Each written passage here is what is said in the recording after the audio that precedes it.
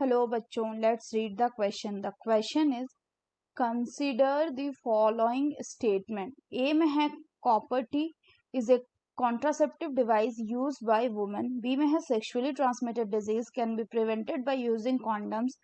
C में है ovulation take place 10 to 12 days after the start of menstruation. D में है in human being male can produce sperm up to the age of 45 to 50 years.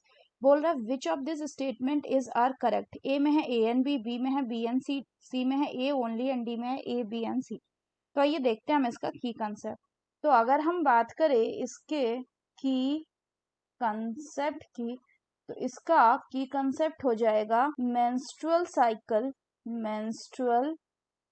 Cycle and reproductive health. तो अगर हम अब questions की बात करें तो क्वेश्चन में कुछ स्टेटमेंट दिया हुआ है. पहला स्टेटमेंट में बोल रहा है कॉपर टी के बारे में.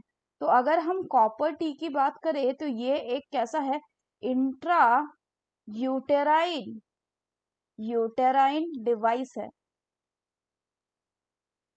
इंट्रा यूटेराइन डिवाइस यानी आईयूडी है, जो कि एक्सपर्ट डॉक्टर्स एंड नर्सेस द्वारा इंसर्ट किया जाता है. कहाँ पे?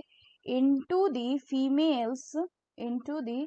females uterus. और ये जो कॉपर रिलीजिंग आईयूडीज है, ये क्या करती है, ये यूट्रस का जो एनवायरनमेंट है उसको अनसुटेबल कर देती है फॉर इम्प्लांटेशन, और इस डिवाइस को वुमेन यूज करती है. तो यानी पहला स्टेटमेंट कैसा है, बिल्कुल करेक्ट है. दूसरा बोल रहा है sexually transmitted disease.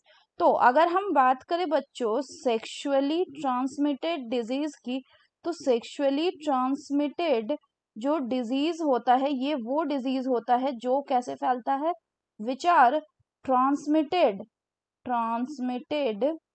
During sexual intercourse.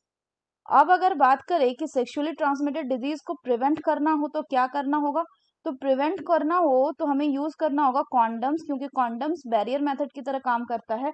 और ये जो कॉन्डम्स है ये सेक्सुअली ट्रांसमिटेड डिजीज के साथ साथ अनवांटेड प्रेगनेंसी को भी प्रिवेंट करता है. सो बी क्या है, ये भी करेक्ट है. सी में बोला गया है आपका ओव्यूलेशन. तो ओव्यूलेशन का मतलब होता है क्या, इसका मतलब होता है release of ovum from the ovary.